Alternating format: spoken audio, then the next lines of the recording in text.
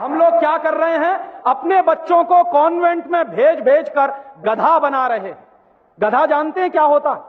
गधे के ऊपर बोझा लादते चले जाइए, लादते चले जाइए, लादते चले जाइए, बेचारा चुपचाप चलता चला जाता है, चलता चला जाता है। आजकल बच्चों के कंधे पर जो बस्ते हमने लाद दिए हैं, जरा उनका वजन तो कर लीजिए। जो बच्चे का वजन है उससे ज्यादा बस्ते का वजन है। अभी से आप अपने बच्चे को स्पॉन्डिलाइटिस का मरीज बना रहे हैं। जितना वजन उसका कंधा ढो नहीं सकता, उससे ज्यादा वजन उसके कंधे पे लटका हुआ, और बेचारा वो बस्ता लेके जाता है, लौट के आता है।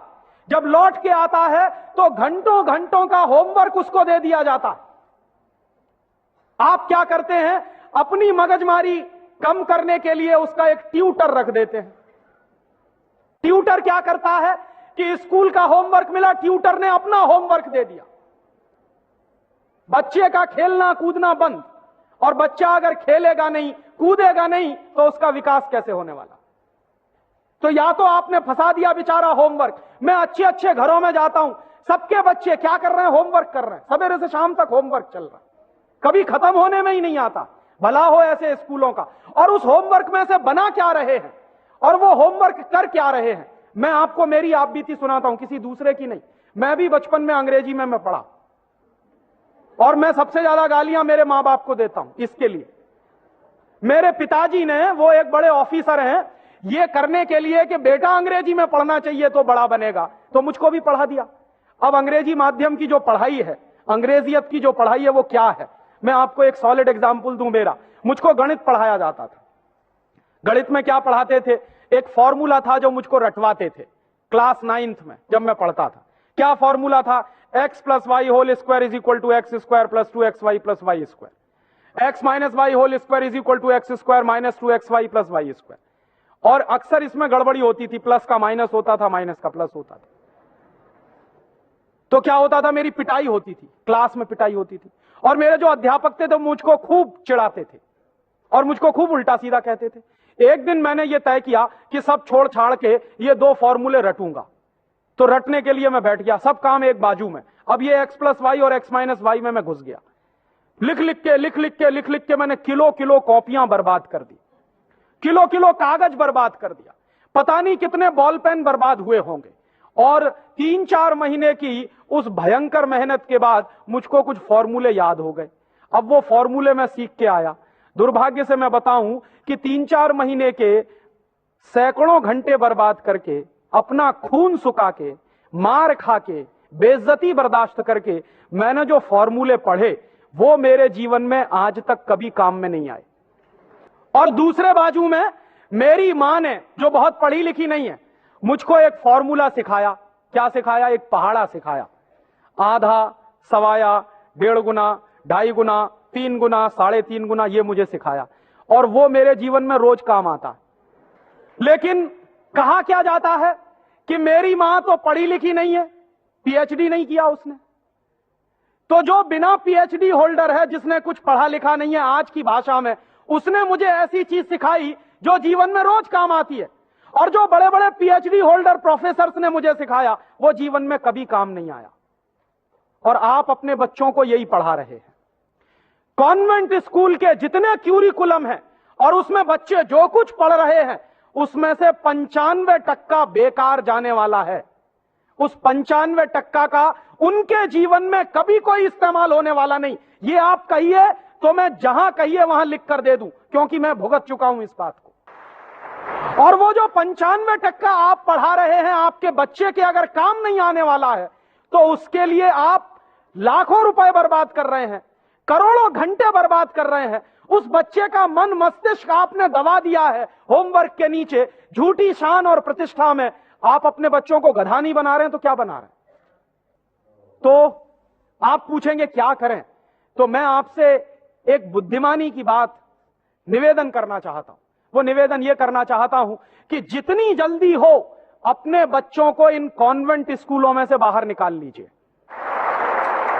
ये कॉन्वेंट स्कूल में इसलिए भी भेजना बंद करिए कि भारतीय संस्कृति में पिता सिर्फ एक होता है, लेकिन कॉन्वेंट स्कूल में एक फादर भी होता है। इस बात की गंभीरता को समझिए कि भारतीय संस्कृति में पिता एक ही होता है, लेकिन कॉन्वेंट स्कूल में जब बच्चे जाते हैं तो एक दूसरा फादर भी होता है। तो पिता के साथ ये फादर कहां से आ गया? और अगर पिता के साथ फादर आ गया तो पता नहीं क्या क्या आ जाएगा आपके घर में। हां, यह मैं चेतावनी के रूप में कह रहा हूं आपसे। यह सिर्फ इशारे से समझ लीजिए कि अगर बच्चे की पढ़ाई के साथ पिता के साथ फादर आया है तो और बहुत कुछ चला आएगा आपके बच्चे के संस्कार में। और कहीं ऐसा ना हो जाए कि आपके देखते देखते आपका बच्चा क्रिश्चियन ना बन जाए, ईसाई ना बन जाए। इसलिए मैं आपसे एक निवेदन तो यह करने आया कि जितनी जल्दी हो कॉन्वेंट स्कूलों से बच्चे निकाल लीजिए। और एक दूसरा निवेदन और करने आया हूं, जितनी जल्दी हो कॉन्वेंट स्कूलों को डोनेशन देना बंद करिए। हमारा हजारों हजारों रुपए का डोनेशन कॉन्वेंट स्कूलों में जाता। एक बच्चे का एडमिशन कराना है तो वो कहेंगे बिल्डिंग फीस दे दो, वो कहेंगे डोनेशन दे दो, वो कहेंगे इसकी फीस दे दो, उसकी फीस दे दो, और रोज रोज कोई ना कोई मांग चढ़ी ही रहती है। आज फलाना डे, आज धमाका डे, आज ये ले आओ, कल वो ले आओ। बर्बादी हमारी, माने हम हमारे दुश्मन को अपना पैसा दे रहे हैं। दुनिया में ऐसे बेवकूफ लोग मैंने कहीं नहीं देखे जो अपने दुश्मन को अपने घर का पैसा देते हो। आप जानते हैं कि कॉन्वेंट स्कूलों में से निकलने वाले बच्चे भारतीय संस्कृति के विरोधी होने वाले हैं और उनको यूरोप की संस्कृति सिखाई जा रही है। उसके लिए पैसा हम खर्च कर रहे हैं अपने हाथों से। तो भगवान के लिए, भारतीय संस्कृति को बचाने के लिए अपने बच्चों को कॉन्वेंट में से बाहर निकालिए और अपने बच्चों के नाम पर ये उनको जो डोनेशन दे रहे हैं आप कॉन्वेंट स्कूलों को, वो बंद करिए। और मैं आपको पूरे विश्वास से ये कहना चाहता हूं कि आपके बच्चे अगर मातृभाषा में पढ़ेंगे तो सबसे ज्यादा विद्वान बनने की क्षमता है उनमें। और ये क्यों है? दुनिया के सारे मनोवैज्ञानिक एक ही बात पर अब पहुंचे हैं, जो बात हमारे लोग बहुत पहले से कह गए। अभी यूरोप के लोग आज उस निष्कर्ष पे पहुंचे। क्या कहते हैं? बच्चा अगर मातृभाषा में पढ़ता है तो उसको जो सुविधाएं मिलती हैं, जो फायदा होता है, वो दूसरी भाषा में नहीं मिलती। जैसे उदाहरण के लिए मैं आपको बताऊं और आप इसको प्रयोग के रूप में करिए। आपकी मातृभाषा अगर गुजराती है और आप अपने बच्चे को गुजराती में पढ़ाइए तो कोई सवाल आप उसको दीजिए गुजराती में याद करने के लिए, जितनी जल्दी वो याद कर लेगा उस सवाल को, अगर वही सवाल आप अंग्रेजी में दीजिए उसको तो कम से कम 6 गुना समय लगेगा उसको। अगर वो 1 घंटे में गुजराती में कोई चीज याद करेगा तो 6 घंटे लगेंगे उसको अंग्रेजी में याद करने के लिए। और अंग्रेजी में भी उसको याद नहीं होगा, वो रटेगा पोपट की तरह से। जैसे पोपट होता है ना, रट लेता है, वैसे ही रटेगा। और रटने के बाद क्या करेगा? इम्तिहान में लिख कर आएगा। इम्तिहान में लिख कर आया, उसके 2 दिन बाद पूछिए कि तुमने परसों क्या लिखा है, उसको कुछ याद नहीं। ऐसे ज्ञान का करेगा क्या वो? जो ज्ञान उसको 2 दिन भी याद न रहे, जो जानकारी उसको 2 दिन भी याद नहीं रहने वाली, उस जानकारी का वो अपने जीवन में करने वाला क्या है? और इसके दूसरी तरफ आप ये करके देख लीजिए, छोटी छोटी कहानी, छोटे छोटे किस्से, छोटी छोटी कथाओं के माध्यम से, मातृभाषा के माध्यम से आप उसको कोई बात सिखा दीजिए, वर्षों वर्षों जिंदगी भर उसको वो बात याद रहेगी। मुझे भी याद है, मेरी दादी मां ने कहानी के माध्यम से जो संस्कार मुझ में दिए हैं वो अभी भी मुझे याद है। लेकिन मेरे स्कूल में जो संस्कार मुझे दिए गए वो मैं भूल चुका हूं, क्योंकि विदेशी भाषा में मैंने लिए। तो ये खराब होता है। और एक इसी के साथ एक आखिरी निवेदन कि अंग्रेजों ने जिस तरह से बर्बाद किया है भारतीय समाज को, कम से कम अब अगर हमको ये चेतना आती है तो इसको हम बचाएं। मुझे लगता है कि सबसे बड़ा काम और सबसे पहला काम कॉन्वेंट स्कूलों के बंद कराने का, और वो हम सब मिलकर ही कर सकते हैं, अकेला कोई नहीं करेगा। अगर हम सब कॉन्वेंट स्कूलों का बहिष्कार करने का संकल्प ले लें तो फिर से नए गुरुकुल खड़े हो सकते हैं।